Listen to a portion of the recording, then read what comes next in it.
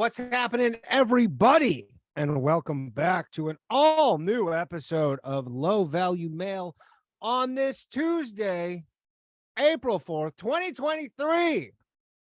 A year that will go down in something. Did I say year? I meant day. A day, crazy day, everybody. And I'm very excited. We got a great show for you tonight. Joining us on this episode, we have the one and only Flat Earth Dave, everybody. Flat Earth Dave, a Flat Earth expert. Just a little quick bio of Flat Earth Dave. Flat Earth Dave began his Flat Earth journey when he left a very lucrative corporate job, started his own company. As a hobby, he hosted a conspiracy comedy show at a New York City comedy club for 3 years. And then after many fans urged him that he look at what he considered to be a ridiculous notion called Flat Earth, he sought out to disprove this conspiracy and put it to bed once and for all. It was then that he discovered Flat Earth was, in fact, the true Earth and has not looked back. And boy, do I got a lot of questions for him. I'm sure you all have a lot of questions for him. We all do. Dave, let's lock in that frame. Dave, can you hear me, sir? I can. Danny, okay. Oh, you can. Oh, you were just sitting in the wings silently. Appreciate you. Give me 1 second. Let me just move myself. That's what flat earthers do. We lurk in the background and then we just lurk in the background. Yes. Here we go. And boom. Okay. Welcome to the show, Flat Earth Dave. Thank you for joining me. I got, as requested, your prime because I guess you're going to give a little bit of a presentation. No, it seems like that's oh, okay. Well, I feel like that's like a bit of a component. Well, we can talk about basics of flat Earth, but I'm really up for your questions and stuff. But people want to know. People have a false idea of what flat Earth is. So I guess you can consider this my presentation. Fair enough. This is a balloon up at 120,000 feet. Doesn't look like the Earth is spinning 1,000 miles an hour below. It does look curved there, though, in that photo. Well, we get into that. How we see the same distance in all directions, and that creates a flat circle. If I see 100 miles this way, yeah, I see 100 that way, 100 that way, 100 that way. Draw a circle, and that's the limit of your vision.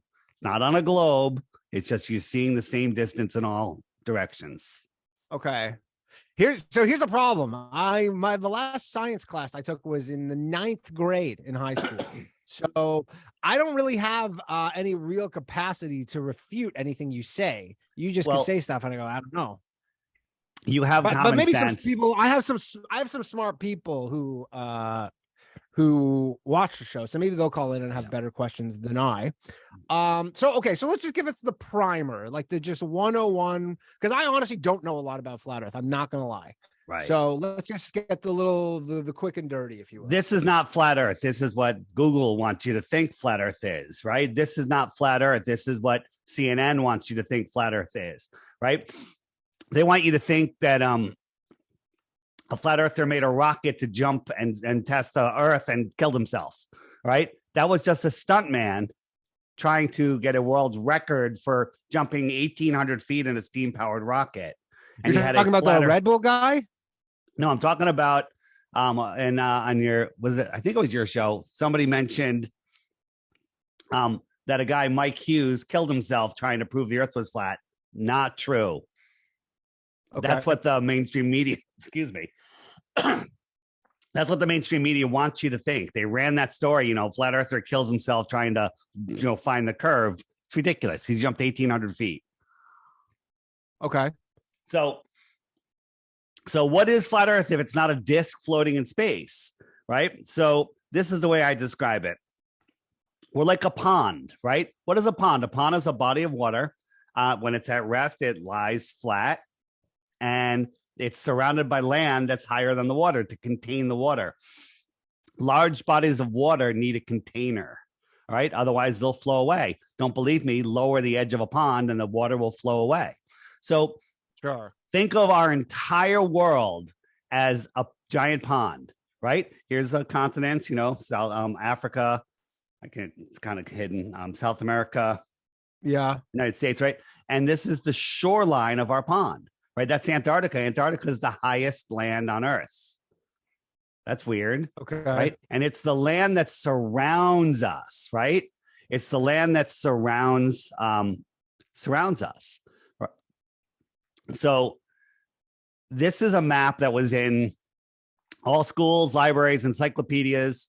And this is the map that's used today for navigation, right? It's also the map that's on the UN. It's the UN map.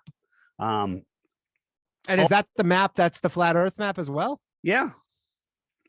Okay. Now, Okay. So it's the is same. it perfect? We don't know.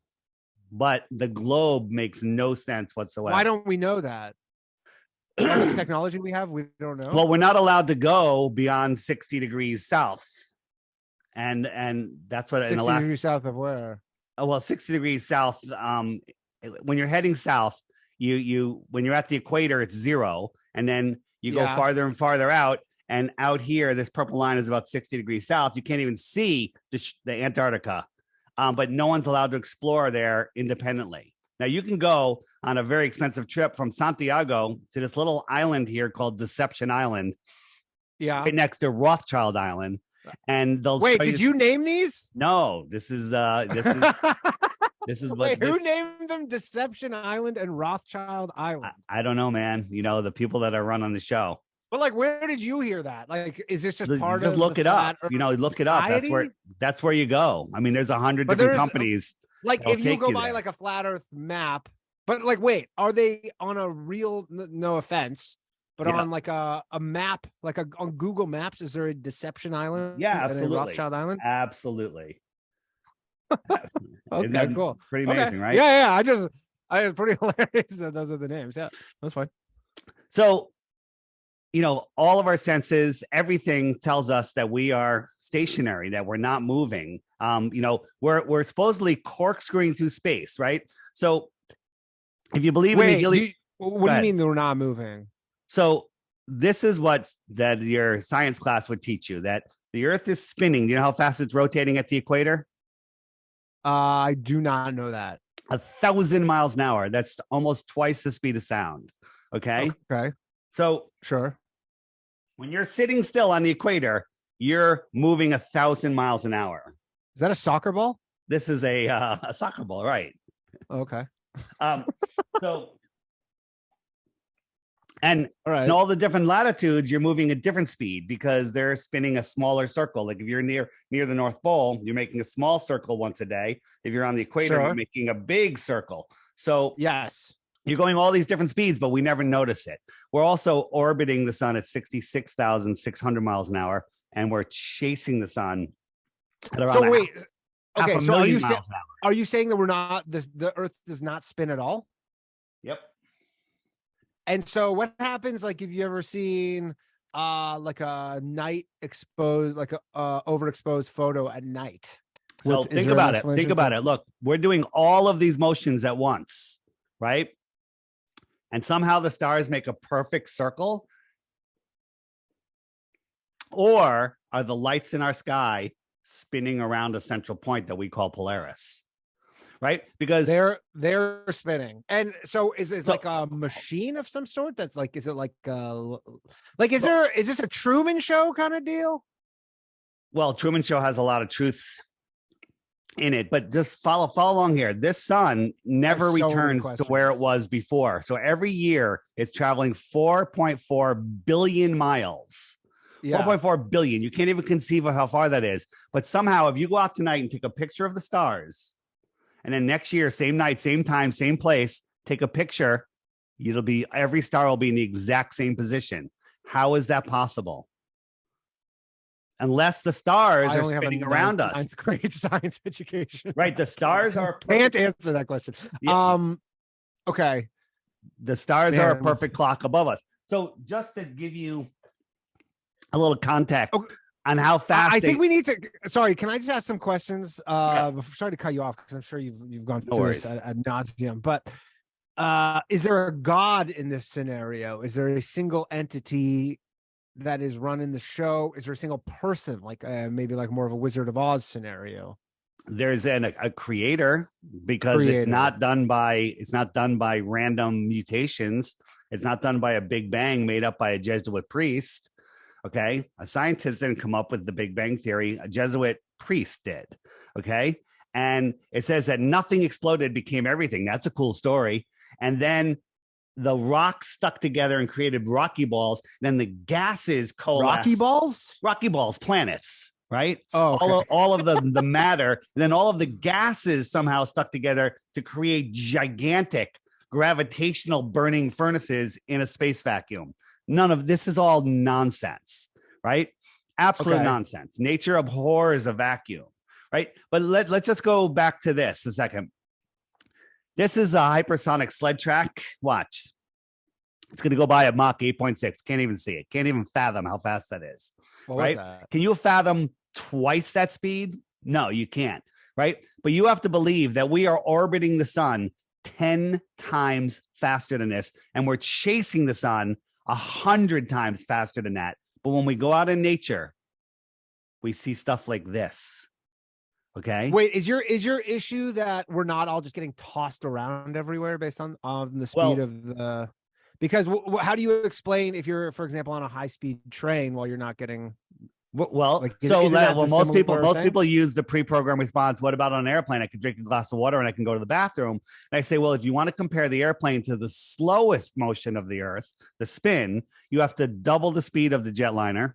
You have to remove the outside shell of the jetliner because on a globe Earth, we're not in and not enclosed. And then the jetliner also has to nosedive a mile a minute just to follow the curve of the Earth. And is the atmosphere, like, would that be what a scientist might say would be the corollary to you can't have atmosphere is a high pressure system. You can't have high pressure next to a void, a vacuum, no pressure space without a physical barrier. Right. And, and the globalists will say, oh, well, the air gets thinner. Wait, when you say globalists, do you mean the people that believe in the globe? Like the globe? The people that believe in the globe. The globalists, right? I'm allowed to say that. Right? Yeah. You're going to wind up on the ADL list by accident.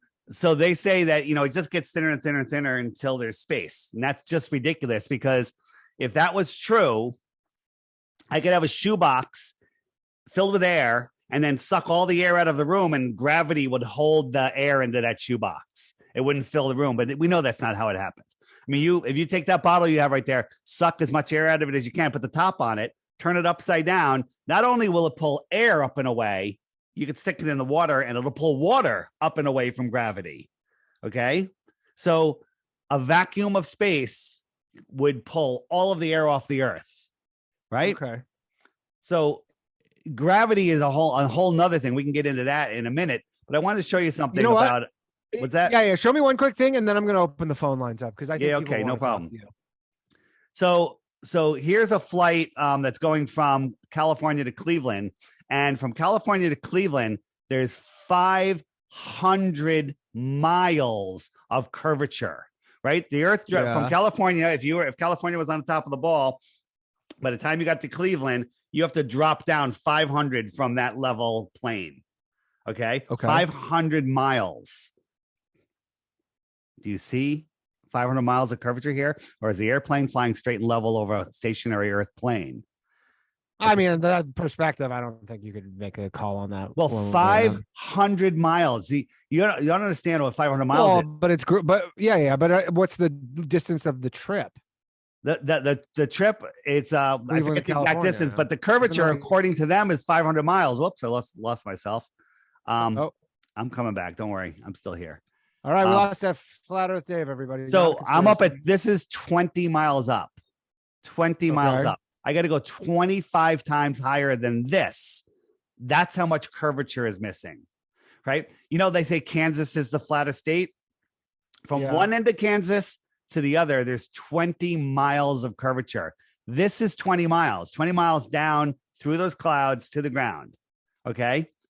And in Kansas, there's this much curvature. Now, I see your brain trying to work this out. You can't. This is absolutely retarded because it's, that you can't even fathom it for good reason because it's so stupid. Right. Okay.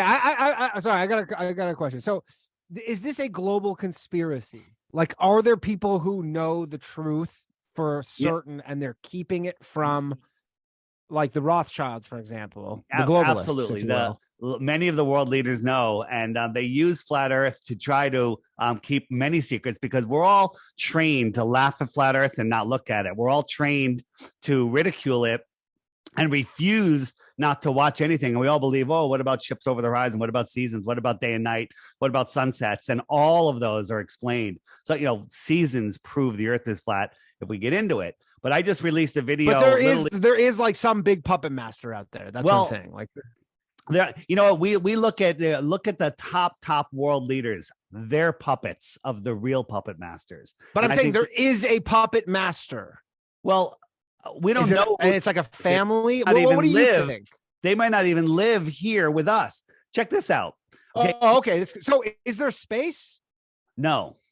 There's no space. There's no space. There's no vacuum of space. I think there's water above us. I think we're in a bubble with a firmament. Water is above and water is below. Okay. So like a terrarium. And I also think that there's more land. Okay. Where? So and where do we exist? And what are we? So we're not floating in space. So here we are. Here's South America, right? Africa, Australia, yeah. And this shoreline here is Antarctica. And is it an ice wall? Well, they say it's not an ice wall like Game of Thrones. Antarctica is literally way higher than the water, so it's like a cliff when you get there. There are some areas where there's low-lying land to get up, But most of the areas in Antarctica are like a 200-foot high cliff. Okay. All right. I'm gonna open the phone lines. All right, open the phone lines.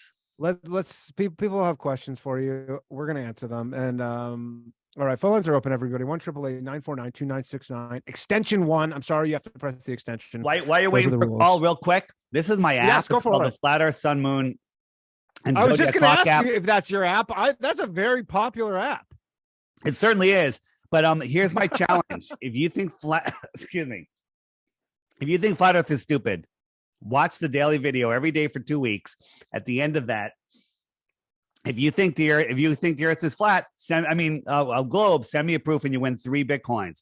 But before you do, you have to hit the frequently asked questions button, the question mark, and up come all of the dumb questions that you're going to ask. Right? Okay, hold tight, Dave. We got a call. Sorry. What's that? Yeah. Okay, we got a call. 1 second. Go for it.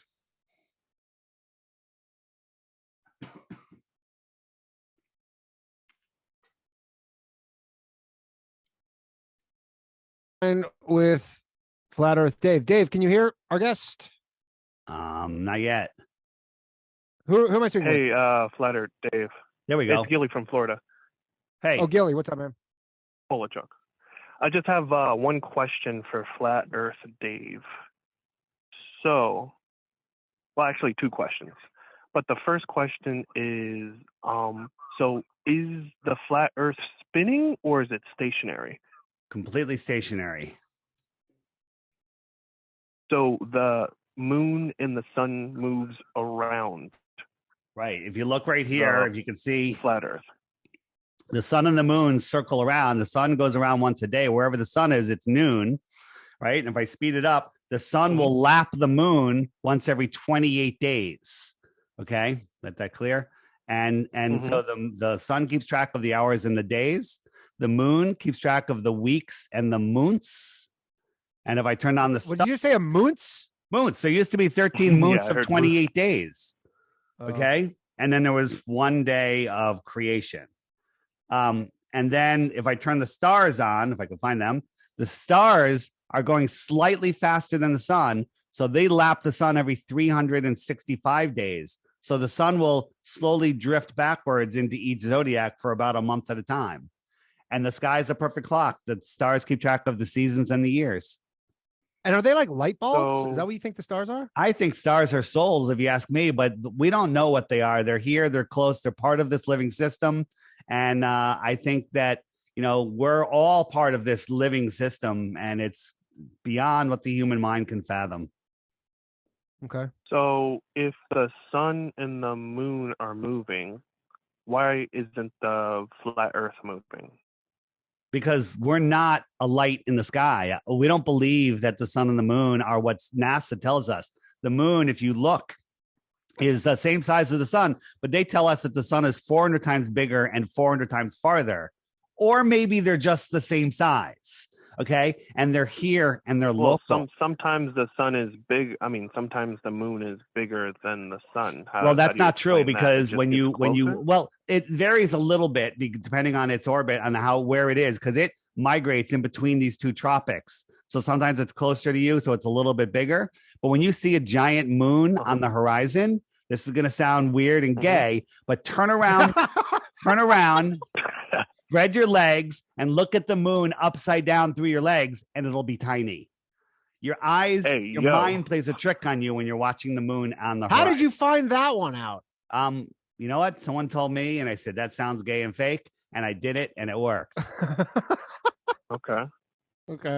Gilly, so does that another question for you? Yeah. Go. Yeah, go ahead. Just a quick one. Hypothetically, if Flat Earth Dave got on a spaceship and they put him on the spaceship and put you on a spaceship and you flew around and you saw that the Earth was round, how would you feel? If Gilbert was put in a cartoon with Bugs Bunny and Roadrunner tried to kill you, would you believe that Roadrunner was real? Because that's how ridiculous the question you're asking me is. There is no spaceship that goes into space. Nobody goes into space ever. What about like the space station? What is that? The space station is, we can get into the International Space Station. They're, if I show you them faking gravity once, anti-gravity or no gravity with wires or green Wait, do you screens, believe in gravity or no? No. Well, what is gravity? That's you want to talk about the space station or gravity? Where you want to go? Let's go gravity, and then we could talk about like you jumping in a spaceship and flying around the Earth. Right. Well, I don't believe in spaceships, so it's a rhetorical question. Okay. So we're told that flat earthers think that down is down for everybody. In planes? Yeah. Let me answer your question about gravity, and then we'll go through that. So down is down for everybody. That's crazy, right? But that Globers want you to believe down is everyone's antipodal. Please say globalists. Globalists. Please refer to them as globalists. Thank you. Yeah. But they want you to think this is normal. So here's the thing. Excuse me. Gravity is a theory. Mm-hmm. It's made up. It's not proven. And they have to put like 96% dark matter and dark energy to fill out what's missing. So that sounds like a failed theory to me. There's the electrostatic theory. Okay. Right. And so that is positive and negatives attract to each other. We know that. We've seen it. Okay. And the Earth. Mm-hmm. Yeah. Like black chicken, white the girl. Earth is neutral or negative, whatever you want to call it. And excuse me, I'm dying here. Everything. You okay? Did you think you're getting too close to the answer? No. Oh. I just getting over a cold and I've got this cough going on, so I'll survive. Don't worry. Is it originating in potentially a cold from China? Yeah, it came from a lab in China. Uh-oh. So anything in the air above the ground is attracted to the ground, right? Mm-hmm. There is a testable, measurable, scientifically provable flow of energy down into the Earth, right? So everything in the air that's more dense than the air is attracted to the Earth. Right. So how can we test that? So here is we had some party balloons here and we tied them. We got a little button here and it's just neutrally floating over the floor by a couple inches. And I have this wire that goes to a Van de Graaff generator. Now we're going to add a positive charge. We're going to increase the positive charge and it goes down. And then when we discharge it, okay, here we go. We're going to discharge and it goes back up. Now, did we just make it heavier, more gravity, or did we play with the electrostatic charge of the Earth? Right? So we can do the reverse. If we get something that is negatively charged, it goes up. Okay. And as long as we keep that negative charge in it, it floats. Right? So are we messing with gravity or the electrostatic charge? One more. This is by MIT. Okay, sorry, Gilly, I'm gonna let you go, man. Thank you for calling. MIT created this. I just have drone. one quick Hold on. thing. MIT sorry, this drone, let him and know. it flies with no moving parts, just changing the Real quick electrostatic thing. charge. So, all right, go quickly. so back in the day, I used to make these your mama jokes about your mama so fat, she's so fat like things have an orbit around her, and that really messes up that joke. That's You're fucking with his come jokes, up with Dave. a different joke. Sorry. Yeah, that's messed up. All right, thanks, Gilly. But have a good one. Bye bye. Right. All right, we got another. So wait, Gilly, if you go on my app and you go to the gravity button, you'll learn all about gravity, way more than I can tell you in this amount of time.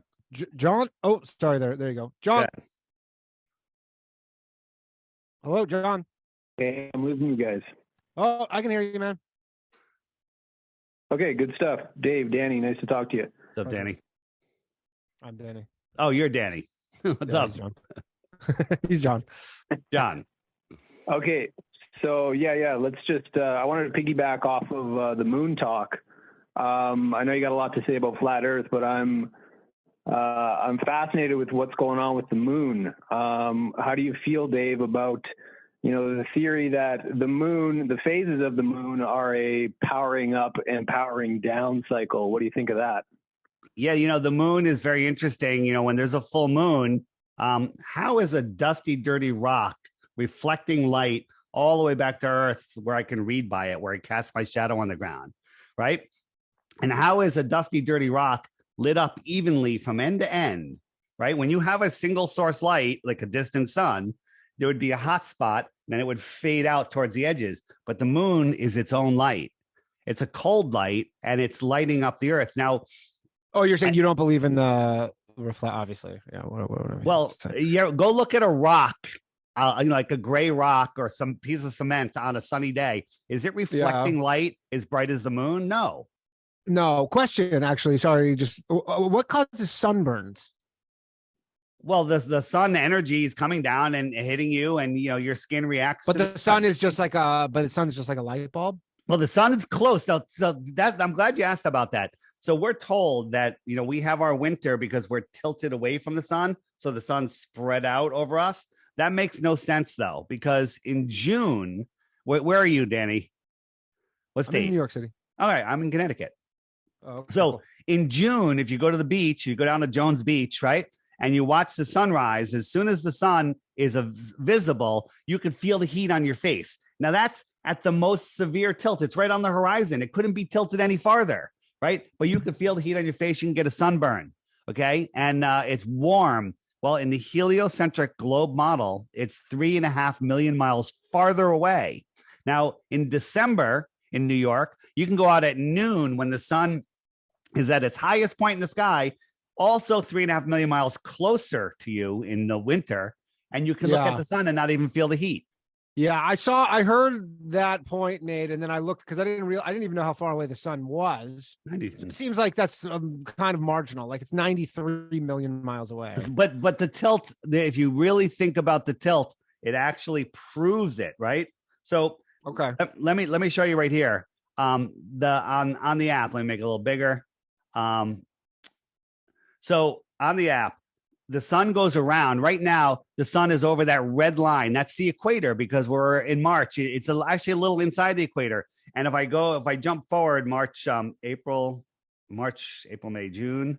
So in June, the sun is over that inner yellow line. That's the Tropic of Cancer. That's as close as the sun gets to us here in New York, right? When it comes around, you're going to see that it goes right over Miami. Well, it's friggin' hot in Miami in June, right? That's because the sun is directly over them. For us, it's lower in the sky. It never goes directly over our head. If we have a stick straight up, there'll be a shadow because the sun's farther away. It's down the road a little bit, right? But then 6 months later, the sun moves all the way out to the Tropic of Capricorn, and we have our winter because the sun's farther away. What happens when a light is farther away?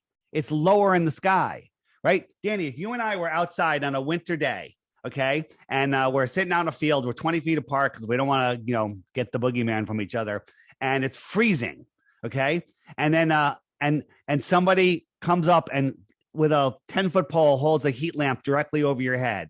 Now you're like, and you take off your coat, right? And I go, Danny, I go, where's that light? And you're like, oh, it's right directly above me and it's warm.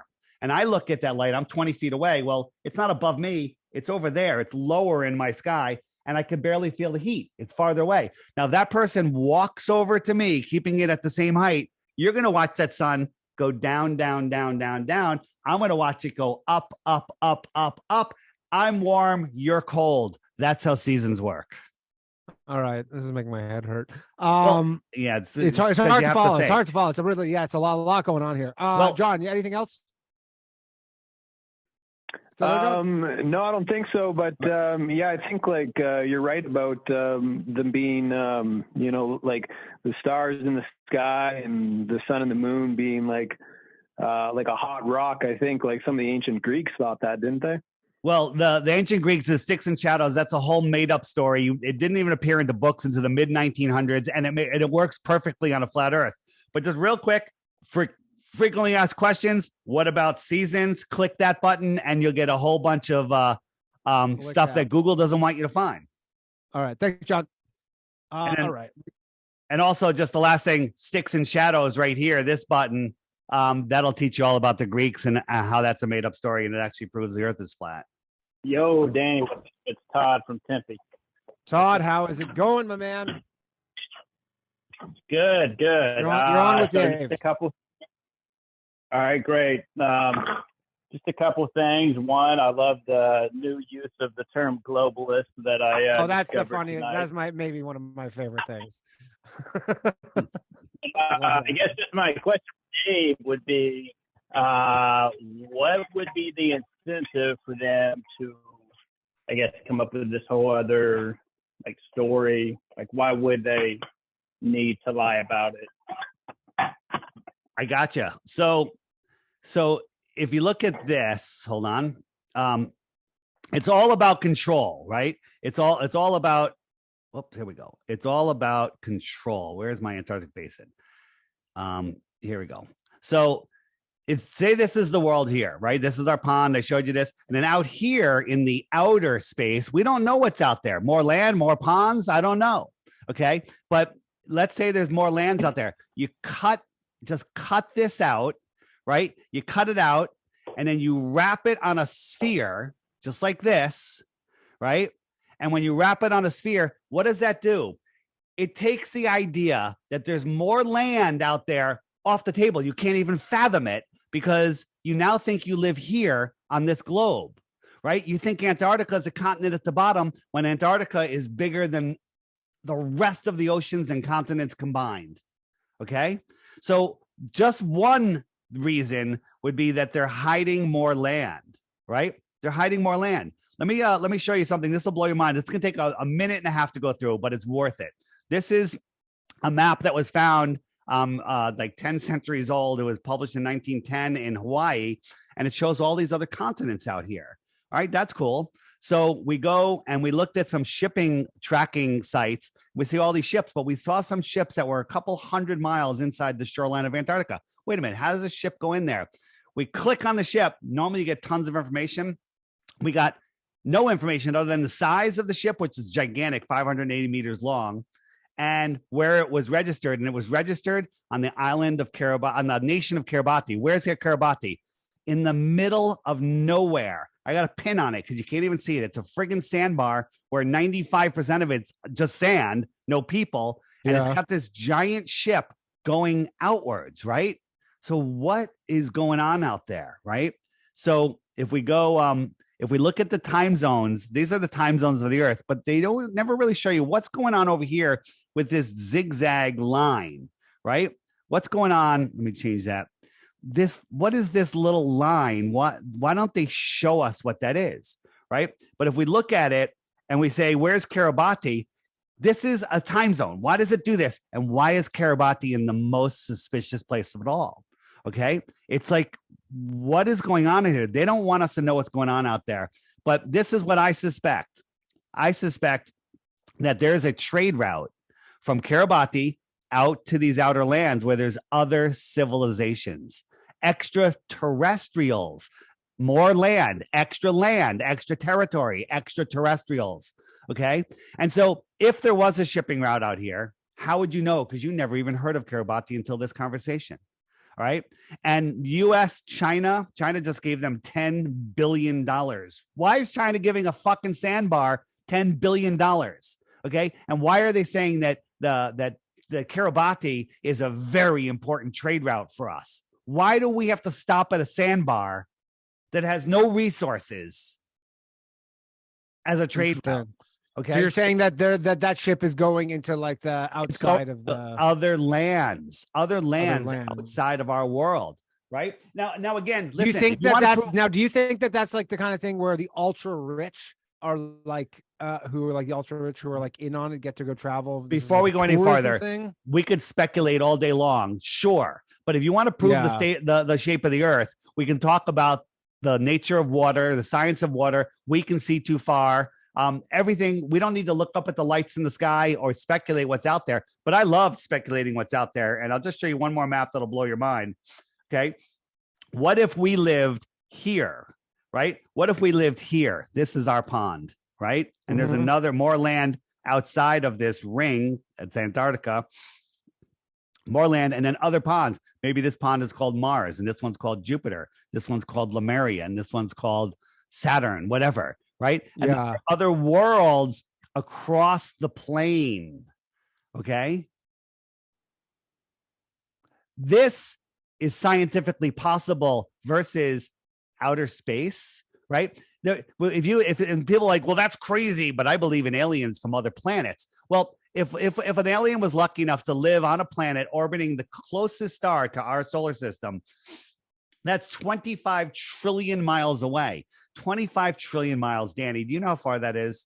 You can't even fathom it. A trillion seconds is 31,000 years. So if we got on a ship and we were traveling at a mile per second for 31,000 years, we are only 1/25th of the way there. Okay. Right. That's retarded. Let's say we got a turbo booster and we can go 100,000 miles an hour. Wow. Now we just cut our trip down to 28,000 years. Right. So globalists, space fans will say, well, they fold space and they go through portals, because to believe in space and believe in extraterrestrials and space travel, you have to believe in utter total nonsense on top of nonsense. Right. But here, these are just thousands of miles away, doable in a free energy device and a blimp, if you will. They used to rule the world. There used to be blimps everywhere. Oh, Todd, did this help at all? Do you have any other questions? It's crystal clear now, man. Appreciate it. Thanks a lot for Todd, everybody. Sorry to cut him off. All right. Everybody, flatearthdave.com. You can find tons of free resources there. My app is $3, and it's highly sought after.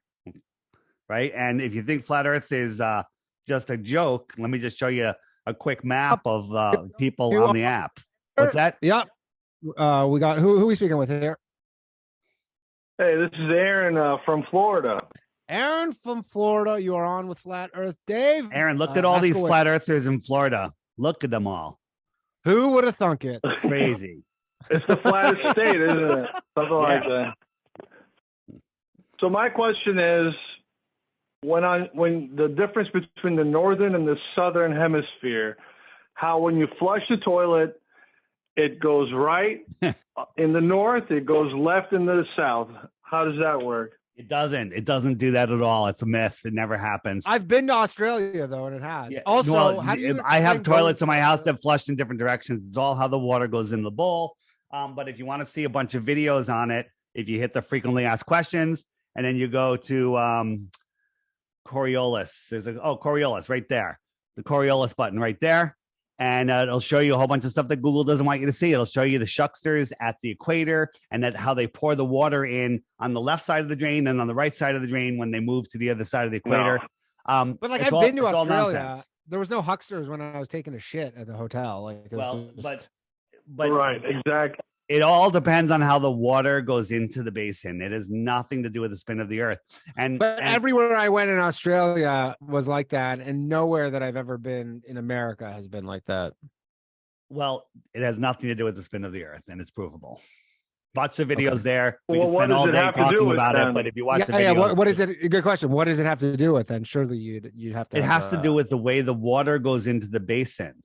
If you pour the water in on the right side, No, it'll go because even in a counterclockwise. sink, it doesn't have to be a toilet. Even in a sink, you just straight water. It's not coming at an angle. Not true. Go check your sink out. Pour some water in on the right side of the drain, and then watch it. It'll go counterclockwise.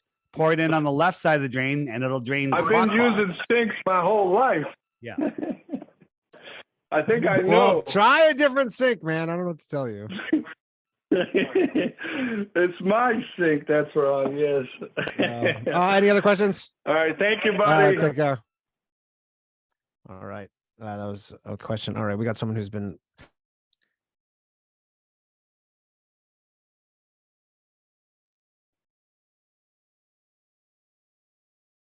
All right, can Dave hear me? I can. Yes, you're on the air with Dave. How are you doing, man? Doing good. My name's Kevin. I've called in a couple times before. What's up, Kevin? So what do you think about like the moon landing and stuff? Because I remember seeing Dave on I think it was Sam Tripoli, and he had like a green screen where he was pretending to be in the space station or whatever. The moon landing or the space station. It's all nonsense, right? Yeah, I mean, I can't imagine if he doesn't believe in space that he'll believe in the moon landing. We got the footprint, and then we got the boots. They don't match. Okay, and how did they get a nice crisp? I mean, there must be water. It must be moisture in this dust to make that nice pattern, but doesn't match, right? There's. I mean, if you look at the moon landing, it's crazy. Sure, I think the videos are definitely fake. I don't know. I think they actually got there, but I think the videos are fake. Well, that's I used to think the same thing, but they got there in this. Look at this thing. This thing's made from paper mache, tape, tinfoil, right? If you really analyze this thing, it's absolute and total nonsense, right? All right. And this thing's going to blast off the moon and take these guys back to an orbiting orbiter. And then, and there's no seats in there. Okay. How 2 grown men are going to go in there and then take off and go back to the orbiter. It's absolute insanity. Let me just show you something because you'll like this. So moon landing, where'd it go? Moon landing. So this is the LEM, right? That takes off from the moon. Right now, there's 2 grown men in there. The thrusters down here, okay, the big cone-shaped thruster that didn't leave a crater when it landed. Wait a minute. How come the thrusters here? And they blow up, and then now they're just going to float up.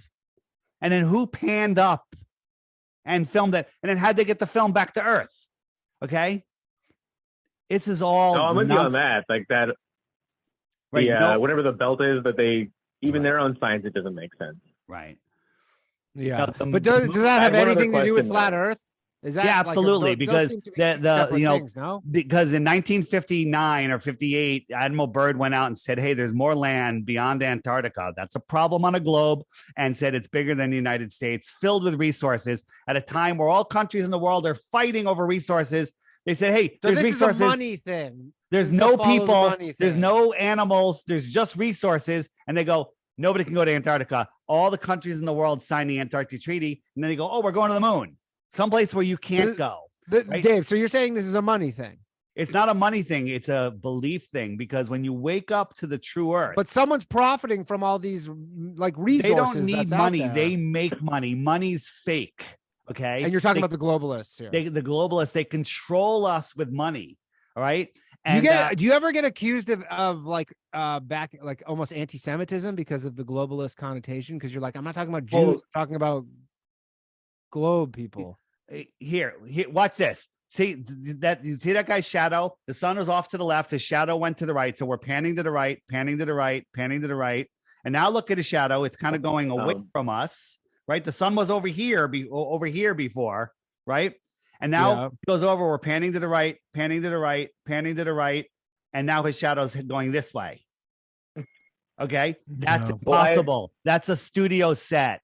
And we have a NASA whistleblower, the son of an admiral, on his deathbed, confessed and told the story of how they faked the moon landing at, I think it was Edwards Air Force Base. I just had one other question for you. Like, you're talking about the globalists and all this different stuff. Like, do you think that some of this, like from what I've heard, they will take like a truth and then they throw in some crazy stuff? So I mean, like there's a lot of like monuments and different like demonic weird crap that the globalists use, but it all seems to line up with the actual globe. So isn't it possible that flat Earth is like a thing that they use to get people off the track? Because I mean, if they're worshiping all these different statues and different things in different places all across the world, that all lines up with the globe. Wouldn't the best idea to confuse people be to convince them that the Earth is flat? I don't quite understand your reasoning there, but the truth is that flat Earth is not a new thing. Flat Earth, all ancient civilizations, all the way up to into the mid 1900s, were flat. Right, mid 1900s, they were still teaching flat Earth here in schools. They taught flat Earth in America. In America, I interviewed a woman called Ruth, 102 years old. Here she is. And in February 2020, and she had such a great memory. I was interviewing her about the World's Fairs, which is a whole nother rabbit hole.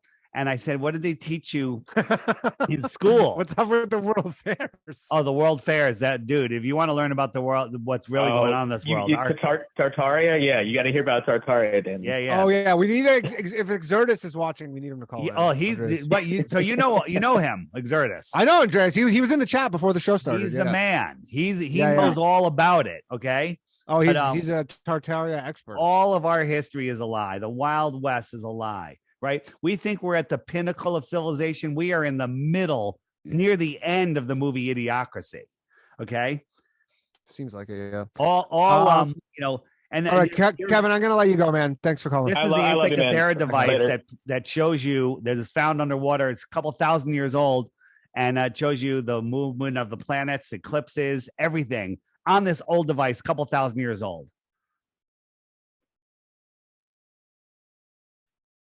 Another call. Who am I speaking with? Oh, hello. Hi, John. you're on the air with who? What's it? Sorry. Hello. Sorry. Hello, Yeah, John. Hey, how's it going? You're on the air with Flat Earth Dave. Good. Hey, Dave, long fan here and follower. I have a question on the 28 days. I have a question on the 28 days and 13 months. Do you know when the globalists, as you call them, changed that? I don't know the exact dates. There's other people that have looked into that farther, but 28 days times 13 is 264, and then there's one extra day. I forget what they call that day of creation, but December, Dec is 10, Oct is 8th, October, right, is not 10. December, then January. So New Year's, Happy New Year's, everybody, was April 1st. April Fool's Day, right? And now if you're a Bible believer, one of the things the Bible says is that they will that you're supposed to celebrate the Creator's holidays, and they've made it so we can't even tell when they are. Now, how does it work with the trying to think how I was going to word that. Like the leap year and all that, is that something they put in to account for their extra globalization? They've hijacked our calendar. 30 or 31 days.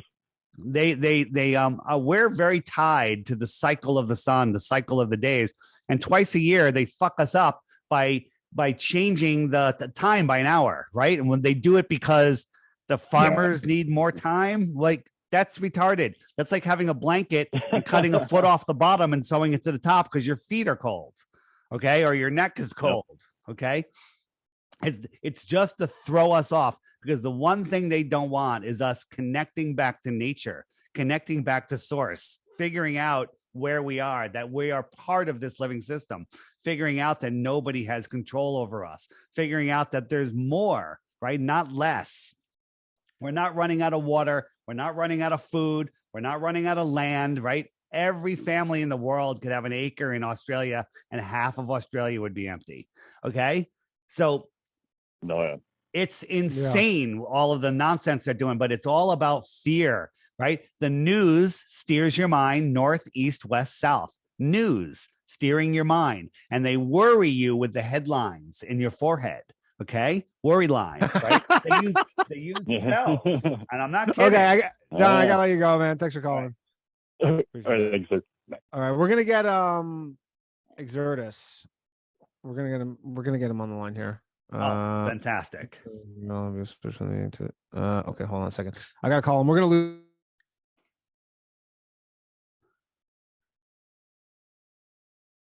Did I lose you?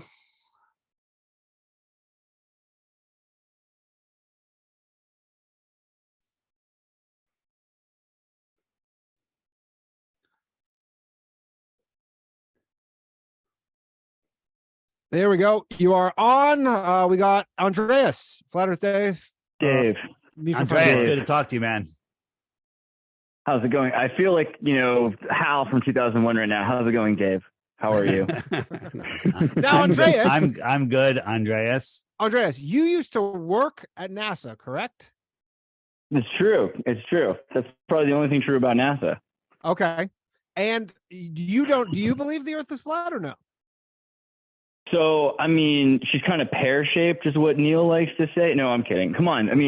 When you look at the Earth and all of the pictures that you've ever seen of the Earth and everywhere you've ever been, the more you travel, aren't you more and more convinced that everything you've ever been told is a lie? Like, how far are you willing to go with this? That's what Flat Earth is asking you.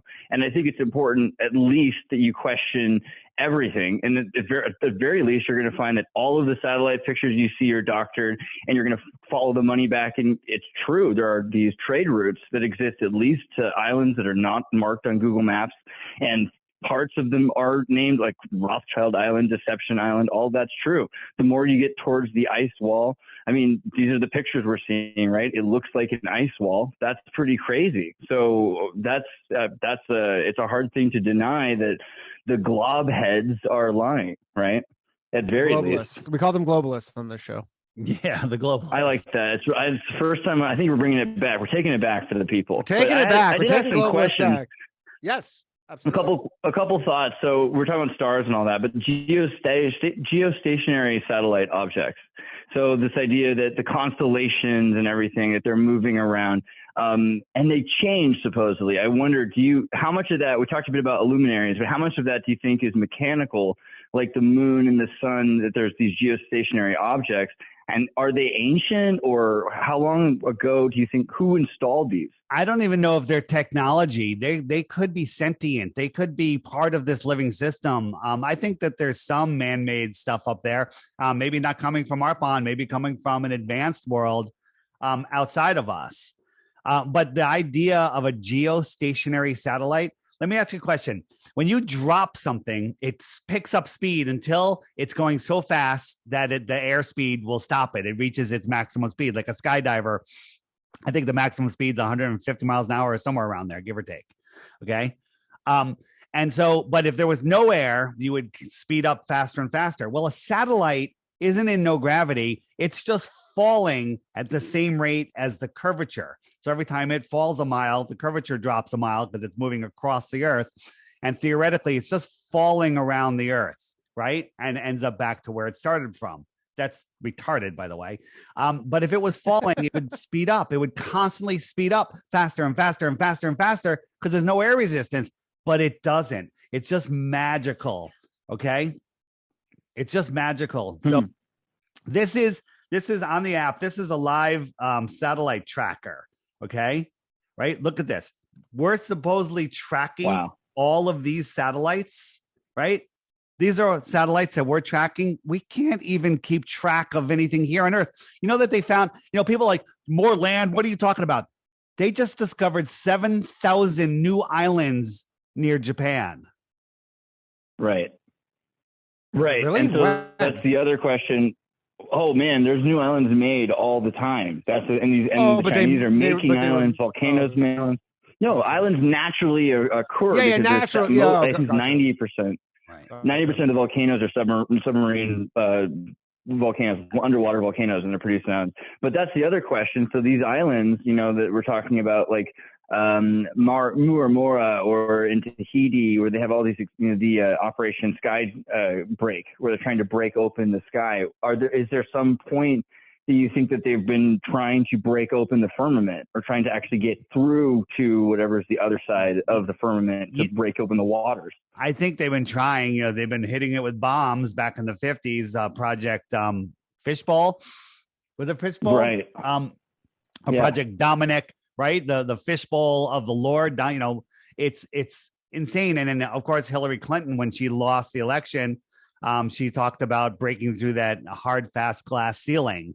And they're putting some cracks in it, and they hope they'll get there. Now, a lot of people go, she was talking about women, reaching the top. Sure, that's the cover story.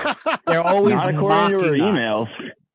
Yeah. By the way, on my her YouTube emails channel, are pretty specific, where she's looking into like the fetish of ancient Samaria, right? Oh, yeah. Like she goes pretty clear what she's talking about. Yeah. On my YouTube channel, literally remember just her before email the saying show, she needed to sacrifice chickens.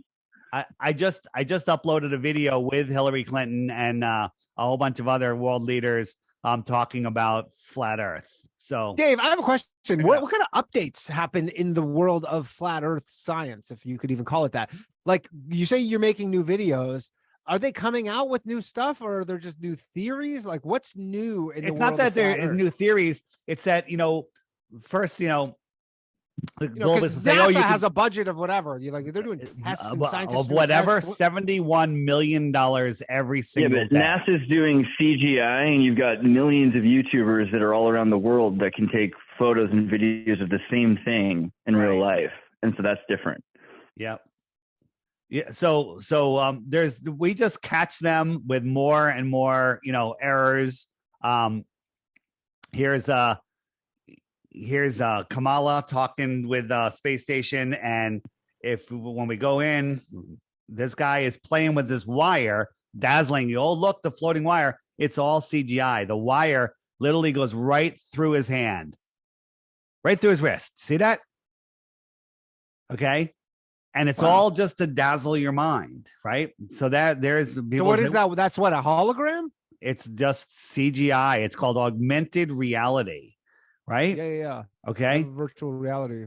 And sometimes they're playing soccer, right? And watch this guy's head. It goes out of the screen, and literally half his head disappears. Right. Yeah. I have on the Oculus, you can take a tour of the space station. It's pretty cool, but it gives me bad motion sickness. Right. I got one last question, which is, as they're starting to show people fake space, they're starting to say aliens are starting to make contact, and you see these balloons, so they're starting to make it pretty clear that these balloons are the satellites and what's really going on.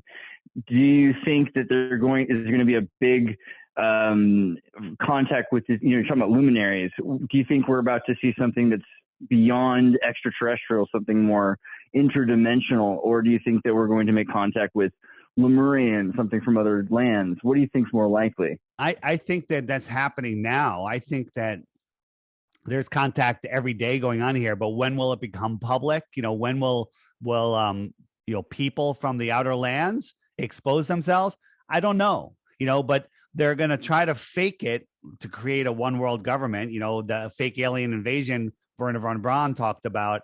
And that's the last card. And that way, all the governments it's a new world order. They want a one world government, a one world military. They want everything under control. The problem is the cat is out of the bag. People are waking up. They're not believing in the boogeyman anymore. They're not believing that we're on a ball. They're finding out that, hey, no one has control over you. The biggest lie on earth, the one that they tell you, the only thing that's for certain is death and taxes. Both of those are lies. Both of those are lies, right? I presume are you one of those like no tax guys like Wesley Snipes? All I say is I pay all of the taxes I'm supposed to pay. Oh, okay, as you should. Shouldn't pay anymore. the bare minimum. All right, Exertus. Thanks, dog. Love you, bro. Thanks. That was Exertus. All right. So watch this. We got another caller. Just quickly. He's drinking coffee, but the coffee leaves the bag.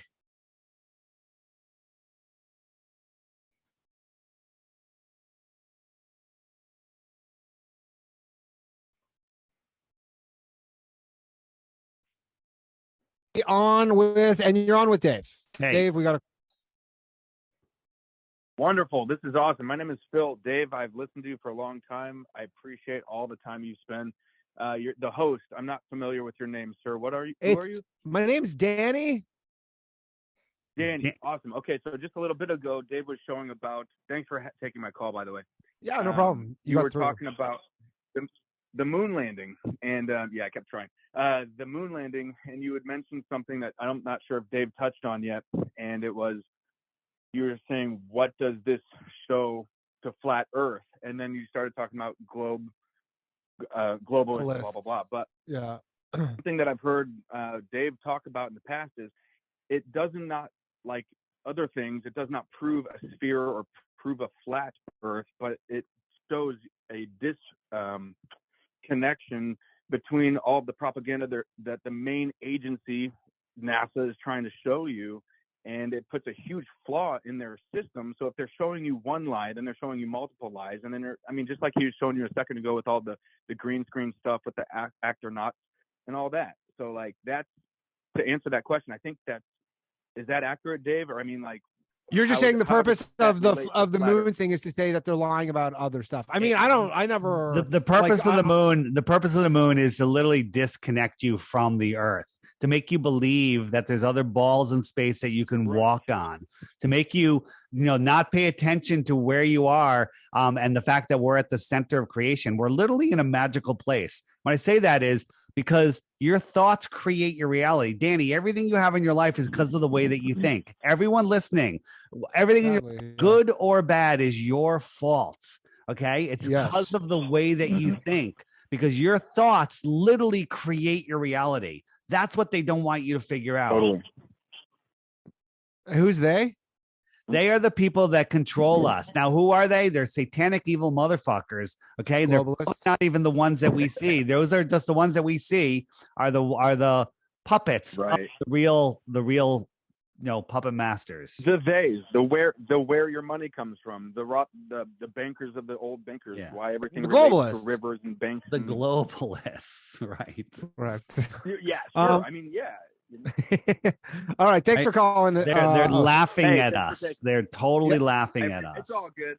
They always will, my man. It's all right. good. Take care. All right. Later. Take it easy, guys. Thanks. Bye bye. Okay, Dave.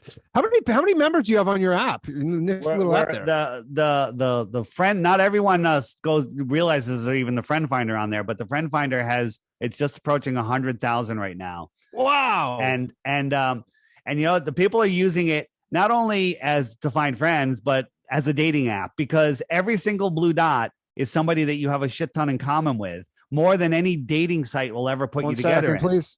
Oh, hey, sorry about that. We missed you there. All right, we got a caller. We got a new caller. Who am I speaking with? You're on the air with Dave. Danny, Dave, it's a pleasure. It's Dylan from Milwaukee, Wisconsin. Dylan from Milwaukee, Wisconsin. What's up, Dylan? What's going on, fellas? We're just chatting. Dave. What's your question? Go. Dave, I just want to put some respect on Dave's name. I love the guy. He's adorable. I'm a big fan. But what I really want to get to is, Dave, when you're talking about the ponds, and all the other pond systems, I think you're really close to the truth, which is crater Earth. When you're looking at the Earth, or when you're looking at the moon in the sky, you're looking at a reflection of the greater Earth. And we're all in a crater. So just a day or two ago, I had a video on there on the featured video about the moon map. Now, I saw the moon map people before, and I was like, 50-50, maybe 40-60. What's moon map people? Where the craters on the moon actually represent the land masses on Earth. Okay. And it shows you a greater Earth. Yes. But if you go on the app, if you hit the archive button to the right of there and go back, you'll see the video in there. It is someone did a great job on showing how the map projections work and put it all together. I'm now 95% that there is a connection to the craters on the moon and what's really happening here on Earth. Again, it's one giant living system. And one more thing, I just want to say, when you're talking about those certain island trade routes, we're talking about people leaving this crater and going into the crater Earth. So like I said, I think we are really connected there. But yeah, I have your app, so I'll definitely check out that video. Dave, like, man, it's so cool to talk to you, dude. Thanks. All right, hey, y'all. Have a good night. Danny, you're in New York. Where in New York are you? I live in just in the city. Yeah. Yeah. Well, I'm right here in Connecticut, and we're having a meetup on April 29th, right in Stamford off of exit 6 on I-95. Come out, meet the coolest people ever. It's going to be amazing. Maybe if I'm in town. You can find the video on my channel, DITRH. That's my YouTube channel. What percentage of people who use your app are guys? Is 100%? No, there's so many women on here. It's amazing. So are there people are already having babies? Are there people meeting each other on the Flat Earth app? Absolutely. The people have already gotten married, and I've also wrecked marriages where two people were two people that were with globalists and just not happy. And they found each other on the app, and now they're married and have the problem babies. with marrying a globalist is the part where you got to break the plate. Okay. We got. So here's a moon map. I had map. A ton of calls and then I just lost them all. All right. This is like the moon map, and this is the great year. Our North Pole travels around this red line. So okay, hold on, Dave. I got to just call because you get cut off when I pick up the call. So go ahead. No.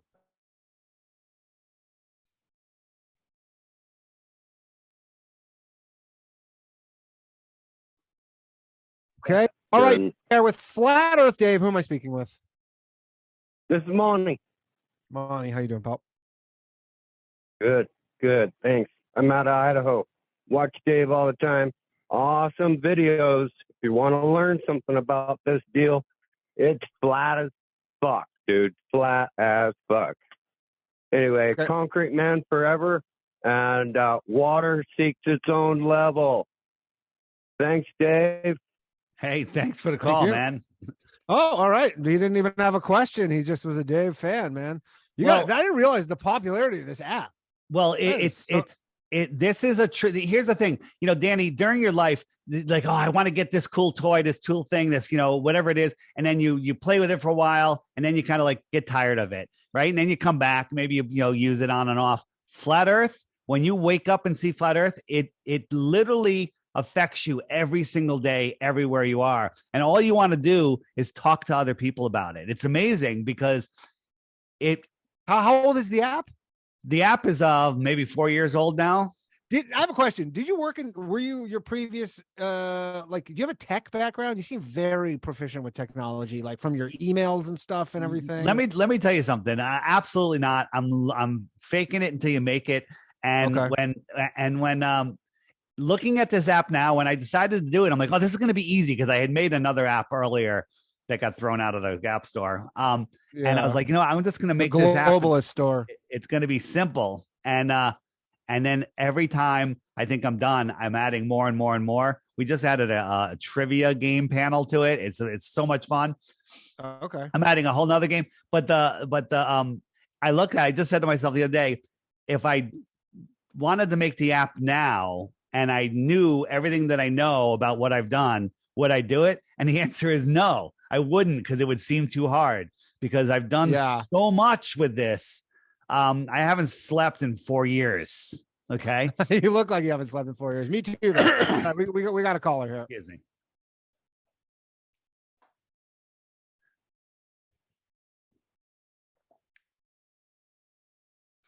Very impressive. Hello, you're on the air with Flat Earth Dave. Who am I speaking with? Hey, you're speaking with Will. I'm on the other side of the lake from the other caller who's from Milwaukee. In fact, speaking of which, I'll try to wave hello across the lake. But on certain nights, you can see Milwaukee from the other side of the lake. Now, I do want to say that, Danny. Yes, sir. Are you familiar with Plato's allegory of the cave? I am, yes. Okay. If you realize that is what we're living in, that ongoing allegory, cave allegory, and you just say, okay, let me step outside of it. Let me realize that is what it is. then you can start to say, whoa, wow. And more and more and more starts to be revealed. And you do know that the best way to control someone is to keep information from that person so they can walk around blind, right? Yeah. Okay. That's what our so-called trusted government is doing to us. Now, what if we don't know nothing about history and history is fake and we believe everything that we were told, and there's a oncoming catastrophe that affects everywhere inside this basin, this crater? Wouldn't that be quite messed up? What do you mean, Danny? I don't know. I don't know. What do you mean? What would be messed up? That an impeding catastrophe may be coming, but since we don't know anywhere outside of what we know, we're like up for the slaughter. But what's the What's the catastrophe? Is there a catastrophe I'm just coming? saying hypothetically. So you're saying hypothetically, if there was a catastrophe coming, right? We want to know that the Earth was flat instead of round. I don't see how that would help. No. It would make sense if you know where you live and you know the history, the true history of everything. Then we are able to see and predict oncoming major events, catastrophes, what have you. But if the crime is, this is the ultimate crime. The ultimate crime against humanity is keeping us from true knowledge and history of where we live and what is outside of this little basin, whatever, and what are the impending dangers. It's like living. It's like someone building it's like someone building a town next to a avalanche prone slope, and you say, hey, you do know that is an avalanche prone. You're in the avalanche zone. Yeah, it's just like that. It's just so I'm going to get off the phone. Yep. I know you probably have another caller, but just realize that if you world is stage and on the screen is it's an allegory cave concept. Right. So okay. All right. So Danny, what he's saying is, thank you, caller. What he's saying is that they're controlling us. They put us in a prison and we don't see the prison. The ball is the prison. Right. The heliocentric. Like the Truman Show. It's a matrix for your mind. Okay. Yeah. And they're not letting us go to where there's more. So do flat earthers love the Truman Show? Like it's an interesting show. I don't believe that we're in a. It's not like I don't know if there's a dome that connects down like that. I know that we're not allowed to go. I think that it's more of an energetic thing. Like we can't traverse to other ponds until we reach a higher vibration, if you will. Okay. All right. We got another caller. One sec.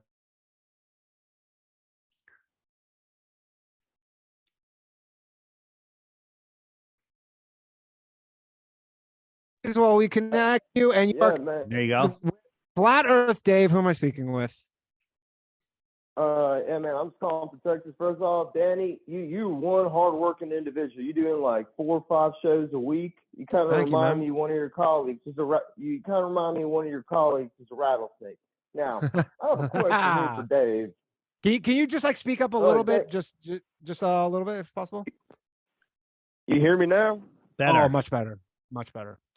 So Dave, not to be punny, but my question is more for something a little down to earth and less up above. So we're all familiar that the term, Dave, you've been labeled a conspiracy theorist. Is that correct? I take honor in it because I'm a conspiracy analyst. Yes. That's my job. Yeah. And my thing with conspiracies is like, sometimes like you can't be labeling everything a conspiracy when it's simply mere observations. But my thing is, so we're all familiar that conspiracy theories came after the assassination of JFK, and it was like a whole term propagated by the government. Sure. And then after that, it was like MK Ultra and everything. My question for you is, can you prove to me and the audience and everyone here listening that you are either not a federal agent, not a plant, or have not been unknowingly been given some sort of psychedelic treatment by an unknowing undercover federal agent? Because can you prove that, Dave? asking. Because a lot of the stuff you say cannot be proved, like you're giving away 3 bitcoins kind of thing. How can you prove that you are not a federal agent? How can you prove? How can you prove you're not a federal agent, Danny? I mean, hey, that is not being asked of me, Dave. Okay, well, look at my life. Not on trial here, Dave. Hey, you know what? Look at my life. The U.S. government has admitted to being like, yeah, we. So let me ask you a question, caller. Let me ask you a question. What is the purpose? Go ahead. What is my goal? Is it to wake people up to flat Earth? Because I seem to be doing that. Okay, the app is going viral. People are waking up. You know, a couple of years ago, you say flat Earth to somebody, they laugh at you. Now they go, flat Earth, Dave. I just went to Mexico. 10 people from all around the world recognized me in Mexico. So I am either failing as an agent. Did you say all around the world? All around, across the plane. Yes, around. You can go around the world. You can go around your block. Doesn't make it a sphere. The ice, folks. Okay, got to change your wording. Yeah, you're right. Yeah, I mean, I get it, and like me personally, like I'm a geologist, so but I'm trying this new thing out called being open-minded. I mean, like like this whole world's like a ball of confusion, like that song by the Temptations. Sorry if that title makes you feel some sort of way, but it's just and then my other question is. How would with when I was taught with my education in higher education as a geologist about the are you a geologist there? Force field caller? Not in practicing right now. I'm between some jobs because I'm a loser. But you are you have like a degree in geology? Yes, I do. Yes. Okay. So I take it you are not a flat earther? Technically speaking, the Earth is not a perfect sphere. It's an oblong spheroid because. Where's the curvature? Huh? Where's the curvature? If it's an oblate spheroid, as Neil deGrasse Tyson, the failed actor, tells you, where is the curvature? Okay. Well, I mean, I don't take much credence anymore from Neil deGrasse. I mean, I don't care about the. Let me show you something. Let me show you something. So on a ball, you have a physical horizon. So right now my mouth is behind that horizon and you can't see it because there's a physical horizon. So zooming in isn't going to help. It's hidden behind there. So there we can calculate using their math how far things should be over the horizon. Now, here's a shot from Malousia, France, and out here is Canigou Mountain. It's 175 miles away. Well, at 175 miles from this viewing altitude, the top of Mount Canigou should be over a half a mile below the curve, right? Well, you can't see it, but that's because the light that's bouncing off of Mount Canigou can't push through 175 miles worth of atmosphere. However, the sun is much brighter than the reflecting light off the mountain, and twice a year, as the sun migrates in between the two tropics, twice a year it lines up with Mount Canigou. Okay. And when it does, it backlights it and you can see the whole mountain. Okay. So the mountain's there. Now, if the Earth was a globe, we have two options. The Earth is a globe that's 1,000 times bigger than they tell us. Interesting. Or it's flat. It's right here. Not a mirage. There it is. Can't miss it. You can see it twice a year, and that's because the sun is backlighting it. Now, the globalists will say, oh, the sun and the mountain have set, but they're refracting up and stopping at eye level magically. Retarded. Interesting. And I had one contribution of my thought about the moon. Everyone wants to argue about, look at the film, look at this, like, was it Kubrick? Was it a stage? Look at the paper mache. None of that really matters to me, because what matters to me is because when I did my geology, like, we did a thing called hyperspectral analysis. It's basically like a light microscope that has different readings of reflection of light based on the composition of a material. NASA says they have a vault full of lunar samples, and they say that the lunar material contains upwards of nearly double-digit amounts of ultra-rare earth elements like yttrium, iridium, osmium, indium. These elements on Earth have maximum concentration of ores found at like 0.01 to 0.9%. My thing is, I don't care about the films. All I want is them to take those lunar samples and go to any random institution, not being told that they're going to be inspecting this, and put it on their hyperspectral analysis machine. So that's my thing. Caller, I don't care about. Did you hear what happened with the moon rocks that they gave to a couple other countries? They had them tested, and they found out they were petrified wood. Oh, that makes sense. They're lying about everything. The moon is not a place. It's right here. It's within our atmosphere. Okay. It's not a place that you can go. When we look at the moon in the clouds, it's lighting up the clouds that are just near it. Okay. Like a local light would, right? It's not a 250,000 miles away. Right. All right. That's interesting. And when we look at the moon, it's fully lit up. How come these rocks, these cement balls aren't lit up? It's noon. How come they're not lit up like the moon? Okay, the moon is its own light. Yeah. And one last thing, I just wanted to tell Flat Earth Dave, there is one website I want you to check out just for your entertainment. You live in Connecticut, you said, correct? I did. So this website is called eros.com, EROS.com.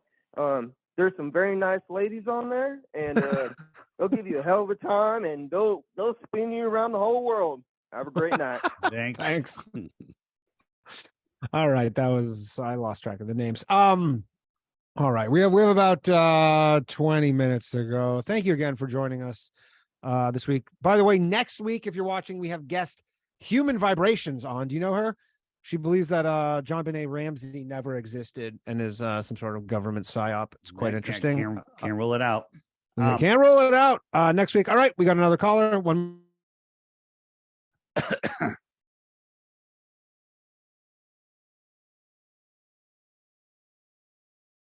Just one moment. All right, the air with Flat Earth Dave. Who am I speaking with? It's Reese Hawaii. Sorry, you're kind of hard to hear you there. Can you just kind of speak into the... It's Reese in Hawaii. Oh, Reese in Hawaii, I believe. I'm sorry. Oh, yeah. What's up? Yeah. So I didn't catch the start of it. Maybe if Dave could talk about some of the stuff that you shouldn't be able to see over the horizon. Sorry, say that again. Well, I just showed you Kaneko. I just Kaneko dying. There's on the app. Dave, on the app, if you go to the frequently asked questions, and you can say it's called "We Can See Too Far," and if you hit that button, tons and tons of evidence of things that we can see that are too far. Oh yeah. How would it be good for you to show people? It's pretty good proofs, you know. Here, I'll show you another one. This is, where am I? This one's called the Black Swan. We have the camera 1 foot above the water. Well, according to Globe Math, the horizon should be less than 2 miles away, right? But this 9.4 miles away, not only can we see the whole rig, we can see the water for dozens of miles beyond it. Okay. Well, there should be 59 feet of curvature at this rig. From that height, 59 feet of that rig should be missing, and therefore we shouldn't see the surface of the water, but we still see the surface of the water. Okay. Earth is flat. It's not even a question. It's not a theory. It's scientifically proven All you have to do is get rid of the programming and use your God-given senses. Yes. All right. Thanks, caller. All right. We're going to.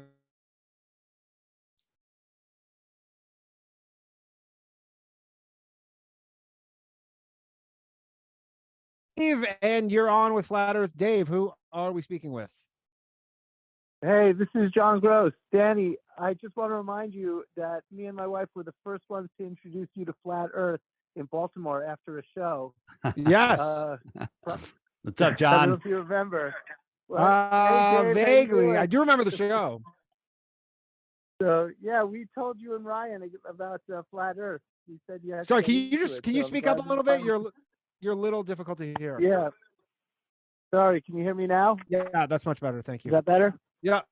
So we after the show we told you and Ryan about it, and I'm happy that you met Flat Earth Dave finally. How you doing, Dave? Yes, I'm doing good. John, did you see that NASA said there's an asteroid the size of 787 matzahs that are going to pass over the Earth on Passover? On Passover. That's no joke. Well, that's NASA for you. I mean, there is some joking element. I mean, it is a joke, but that's no joke because they're doing that all the time. Yeah. Are you Jewish, Dave? So I'm told. Okay, yeah, me too. Anyways, caller. Also, John thought you had some Bon Jovi tickets. Yeah, well, we were trying. Caller. There are no Bon Jovi tickets to be won. I apologize, caller. It's not that kind of show, but it's not that far off either. Maybe there will be some Bon Jovi tickets to caller number 8 in the future, but for now there are none. You have anything else? We got to wrap the show up. I don't want to get some. No, Dave, keep it up. Thanks Appreciate so much. you. Thanks, man. Hey, you're a celebrity, dude. Danny, this is NASA.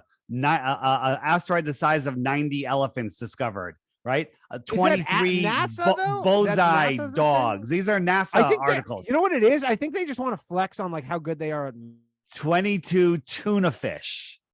Okay, 69 American alligators, 18 platypuses. Right? Why are they doing this? This is like something new that they're doing. Sorry, Dave, we missed you at that moment there. But we got a caller. Who are we speaking with here? 0017335. 071. Yeah, it's not important. All right, what's up, man? What's your question? Yeah, 100%.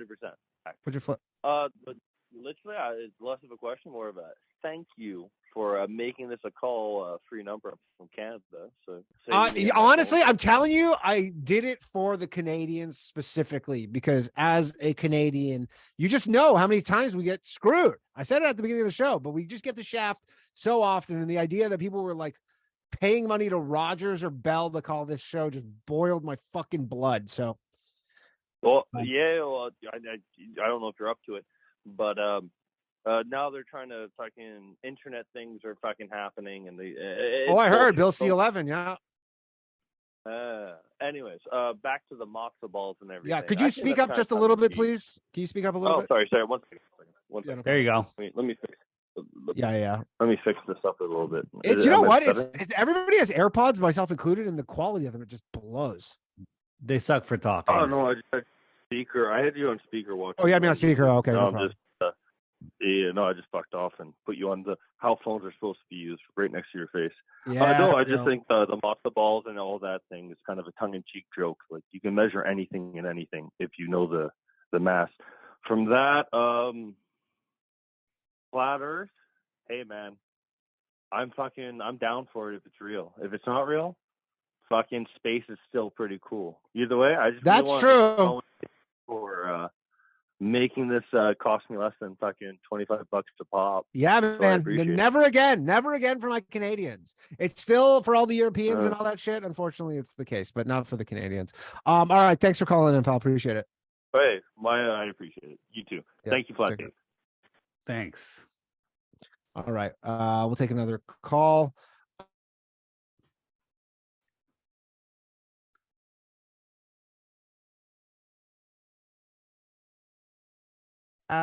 Hello. You are on the air with Flat. Hey, how's it going, Danny? How are you? I'm doing well. Hey, what's going on, Dave? Hey. I just want to call. First of all, I'm obviously a fan of Flat Earth, Dave, and definitely had to call in real quick just because earlier you talked about the conspiracy of who created the whole heliocentrism model. Okay. And I called in about a couple months ago, Danny, talking about gematria. You were the gematria guy. Oh man, you're the guy who. Oh. Yeah, dude. I follow the gematria account on Twitter. Is one of my favorite follows. It is hilarious. Hey, I'm glad. I don't know if it's supposed to be like that. Gematria. Yeah. It was great. Here's the thing. I mean, so I can just break it down real quick in gematria. Just 'cause I don't want to take up all your time. Yeah. Heliocentrism, the Jesuit order that they put in. Heliocentrism equals 201. Just like Jesuit order equals 201.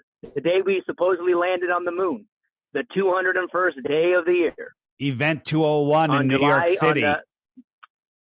And Event 201 in New York City under the Jesuit Pope, who stays in Suite 201 at Domenica Santa Marte, 201, Jose Mario Bergoglio, 201. You learn that stuff, you can see it's all just some fun joke for these guys. Yep. All right. So yeah, I just wanted to drop some of that because if, like I said, you follow that gematria stuff, you can just see how they're playing with you guys. Does that mean all of New Jersey is Jesuit because their area code's 201, right? Yeah. Yeah, exactly. All right. Yeah, I mean, so that's their number, so they do this. So yeah, once again, I love the stream. Keep it up. Appreciate it. I'm gonna try and get that main gematria guy on the show. Actually. Hey, thanks. By the way, just a quick shout out to Chad for the super chat. He says, the Earth ain't flat because if it was, his name would just be Earth Dave. Earth Dave. What about satellites? The shape of the other planets. Centuries of scientific research leading to the conclusion of Earth. Yeah. So and then also shout out to. Yeah. Go ahead. Go ahead. And I was just also going to give a shout out to Rusty Smackleford for gifting 5 memberships. That is a very high value move. All right, continue, Dave. Sorry about that. So satellites are on balloons. Okay, NASA has an array of what are the V2? No, that's a rocket. These old spy planes. Whatever the name of the spy plane was. They've got a. How do you have this stuff pulled up so fast? Not as fast as I'd like. They got a grid of spy planes going across the whole Earth, monitoring everything. They got balloons with satellites. They have all, these are satelloons, right? To believe that we're corkscrewing through space and satellites are falling around us, maintaining a geostationary spot is, again, retarded. Now, the reason that they're demifying or what's the word? Demifying. Deifying? No, like the demonizing. There we go. Demonizing. Yeah. The word retarded is because if people started using the word retarded, they go, wait a minute. That is retarded. They realize that everyone's friggin' retarded, right? That's why they don't want you using that word, because for them to remain in power, everybody has to remain retarded. Even that's a conspiracy to you. It is. But here are satellites. They crash all over the Earth all the time. Okay. Yeah. People are. We got another. Sorry to cut you off. We don't have that much time. I'm going to take a call.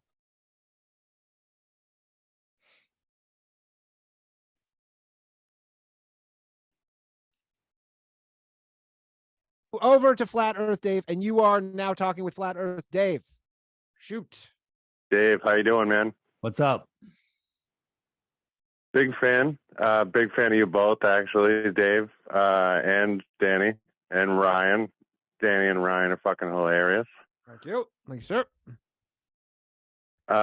Just wanted to ask Dave, did you touch upon the gas pressure without a container at all this evening? I didn't tune in at the beginning, and I feel like that's a very strong point. Danny's not ready for that conversation. There's too much. Let's hear it. I'm ready. I'm ready. Give it to me. It's one of the easiest ones. Go ahead, tell him. You describe it to him. If it's so easy, why am I not ready? I mean, think about it. Think about a balloon, man. If you pop a balloon, the air goes immediately out. Like, the only reason a balloon contains the air is because of an outside container. And any change to that, any puncture to that is going to immediately equalize the pressure. So how do we have air on a surrounding a ball that's also surrounded by a complete vacuum of space? A void, right? So check this out. Here's a balloon that's just hanging here, right? There's very little air in it. It's not blown up. Now, why isn't gravity stretching it down? Like if I hung a 10-pound weight on that, it would stretch the rubber. But gravity's not as strong as that 10-pound weight. It's not stretching the rubber. It's just going down, but not with a lot of pressure. Now, if I put some air in there, now what's that air trying to do? That air is trying to escape in every direction, including up away from gravity.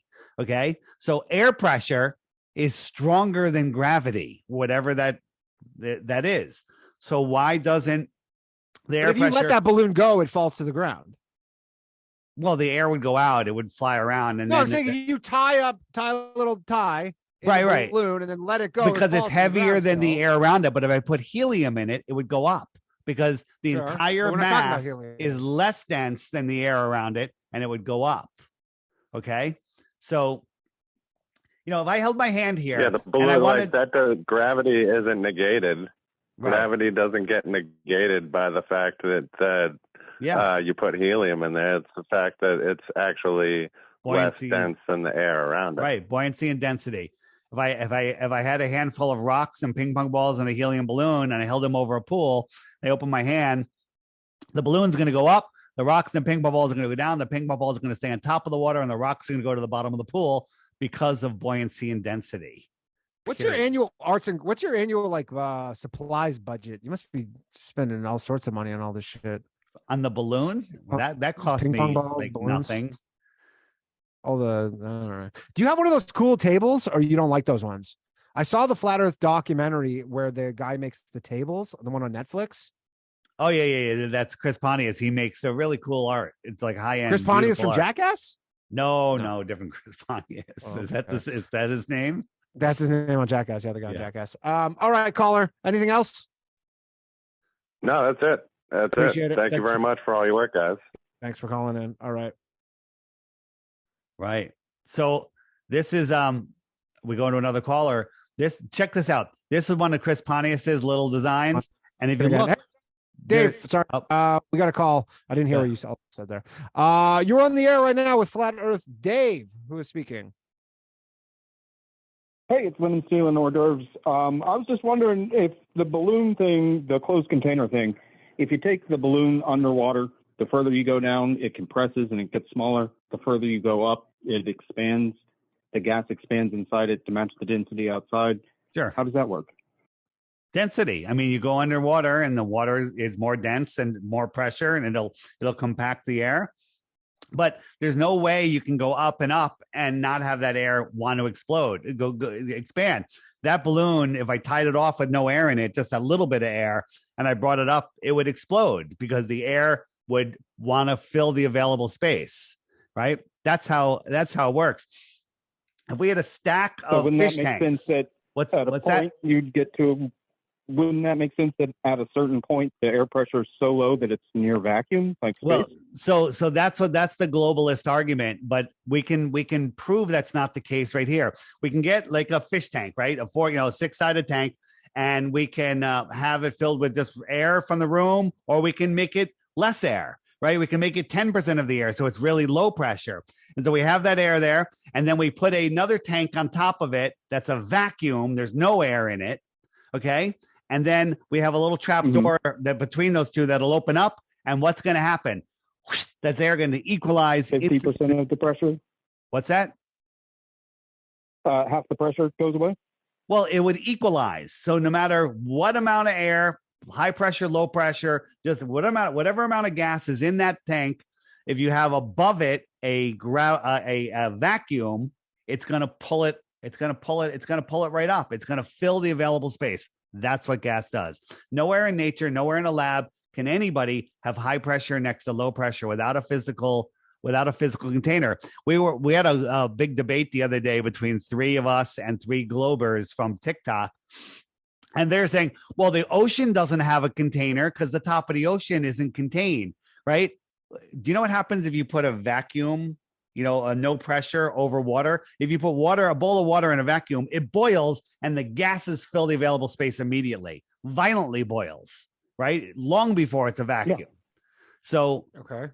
Once you understand that you can have high pressure next to low pressure without a container, that's it. Like if you have a tank of propane, it's half full. The bottom is very dense. Then it turns into a gas and it's thicker and it's thinnest at the top. Okay. But you have a container. Try bringing the propane home without a container. It doesn't work so well. We live in a contained system. Gotcha. That I guess makes sense. Anything else, caller? I think that'll do it. I don't think the question was answered, but that'll do it. All right. Thank you. All right. We got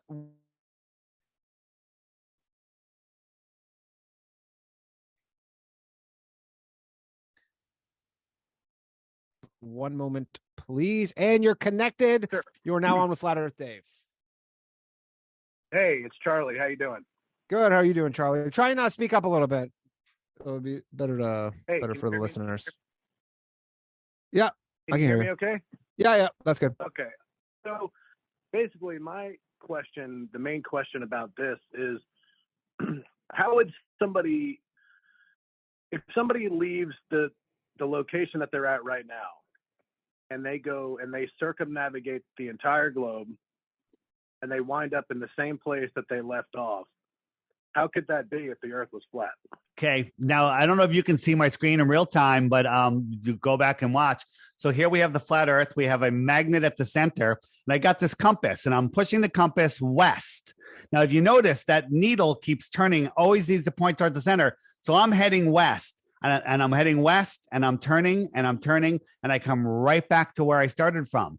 Now, the same thing happens for east. I'm going to go east, and I have to constantly correct to the north, right? And I'll end up right back to where I started from. Billions with a B of people have circumnavigated the earth east and west, but 0 have done it south. Now, if I try to dead reckon, right? So the rod is pointing west, and if I follow that, immediately I'm heading south because I'm going away from north, right? Now, this doesn't prove the earth is flat or globe because it works on both. It's only in the southern hemisphere that on a globe earth, you'd have to correct to the south. Okay. In the southern hemisphere, you'd have to correct the south, but that's not what we hear from Navy ship captains, cargo captains. They always have to correct to the north to maintain a heading of 270 or 90. Amelia Earhart, she went around the world. She certainly did. And here's her track. She went east, and came right back to where she started from, or she went west, whatever way she went, right? No one has gone south on a globe. What do you mean nobody's gone south? No one's gone south. So on a globe, you should be able to go from Santiago south and then pop up over in Australia. Nobody has ever done that. Really? Nobody ever. Wow. Okay. Nobody's ever done it. Do people claim to have done that and you just say they're lying? Yes. Well, we don't just say they're lying. We prove that they're lying. But I'm saying, when people say, okay, well, how does I've been to Australia, for example, that flight, how does that reconcile with a flat earth map? Well, because they say I'll show you that. I'll show you that in a second. This is good. And you know what, Danny? We need a couple minutes to go over these southern flights because that's the one that's going to sell you on it.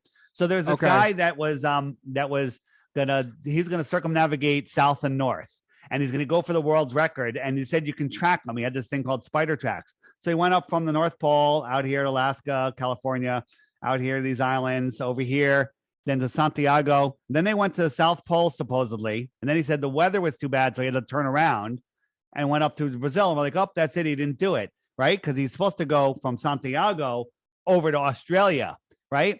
And they gave him the world record for southern north-south circumnavigation. All he did is went on a flat earth. He went like this.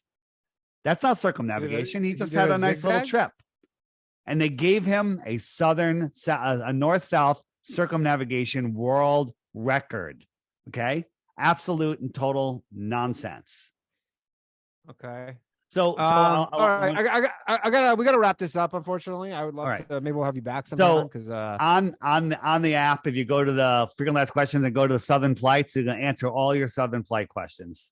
Yeah, sure. So we have a couple questions from the patrons of the show who support the show. Okay. If anybody wants to join, by the way, you can. Low value mail. First question is from Lemonade Jimbo. He says, "What practical consequences does the shape of the Earth have on your daily life? Why is it worth the alienation? Because this must be an uphill battle." Well, if you look at it, I'm not pretty alienated. I have people that love me. There's so many people. I get so many awesome emails. Of course. But I'm saying, but here's the thing, because to say that it doesn't matter means you're the allegory of the cave. You're willing to live in a cave, right? We are here. We are created free, and they've put us in a prison for our minds. If you can't think beyond the ball, then you're limiting your creative ability, your ability to manifest this world. Why does it matter? Because it totally does matter, right? Because if you believe that you live on a ball and that people have authority over you, you're literally a slave for your slave masters. When you understand it's not the shape of the Earth, flat is not a shape, it's a description of level and horizontal, okay? But when you understand that you are a created being at the center of creation and that you have great power, everything changes. Everyone goes, what difference does it make? I still have to go to work on Monday. And I said the same thing when I was trying to debunk flat Earth 8 years ago. Okay. But now I don't have to go to work on Monday. Okay. How the hell that happened? Right. All right. So you built this app that 100,000 people. I built this app, right? And I'm in my home studio right now. I love my life. My life is fantastic. I've never worked harder in my life. Okay. Yeah. But what difference does it make? It makes all the difference in the world. And then you start harnessing the power that we were given, right? But if you believe you live on a ball spinning through an infinite space galaxy and an asteroid is going to take us out that looks like about the size of a bunch of matzahs, okay? And that we're running out of food and running out of water and we're all global warming, you believe all that nonsense, you give up your power. You give up your ability to thrive and you will never reach your true potential. That's why it matters. That's how it affects you every day. Great stuff, Dave. All right, we got to wrap this up. I appreciate. Where can people find you? FlatEarthDave.com. FlatEarthDave.com. Download the app. Download the app. Channel. It's $3 if you want to communicate on the friend finder. $3 one time. It's one time $3, but there's premium features. 95% of the app. Everyone loved the app before I had the premium features. The premium features actually cost money. Like if you want to contact all of the people on the friend finder, you have to. It's the subscription. Ready for this, Danny? It's $11 a year. Okay, good deal. It's $11 a year, and you can tap on this. Like I could tap on a person and say, "Oh, look at their profile," and message them. I could send out a radius message to everybody within 50 kilometers. What country has a lot of flat Earth people in it that we wouldn't expect from your app? Take a quick look. We'll look at it's like what that we wouldn't expect is let's look. Hold on, it takes a second to load because there's so many. Here we go. Just so many. Here's the UK, right? Yep. I kind of expect a lot there, right? Crazy. Jeez. We go down to South Africa. That's growing. Look at all the people there. How about New Zealand, right? We're going over to New Zealand.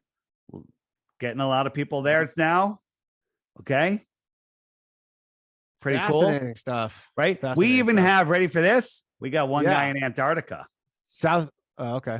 We got one guy right here at Casey Station. Wow. Anybody over at the South Pole? No one's at the South Pole because there is no South Pole. I was trying to trick you. All right, Dave, thank you very much for joining me. This has been honestly a super fun time. I appreciate everybody who supports the show calling in. We're going to start the after show in about 10 minutes. You can sign up for that at Patreon. Locals, you become a scrote over on YouTube. Grab the link. Next week, Human Vibration, John Benet Ramsey, never existed. Thank you very much, Flat Earth Dave, for joining us. This has been Low Value Mail for April 4th, 2023. Have a good night, everybody. Thank you again, Dave. Thanks, Dan. See you at the meetup on the 29th. Yeah, appreciate it. Later. All right.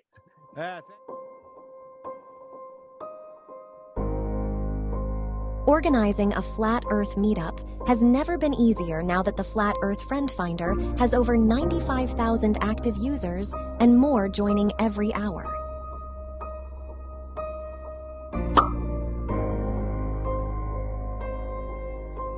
Just select your desired radius and broadcast your meetup details to all the blue dots around you. Before sending, create a meetup group on the Flat Earth Clock app and include the details in the message. It's easiest to copy and paste your message into the broadcast window.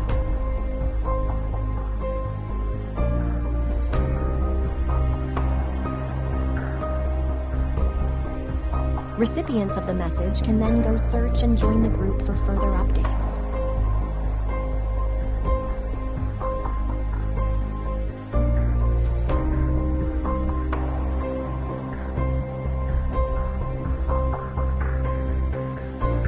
Nothing is better than when blue dots get together.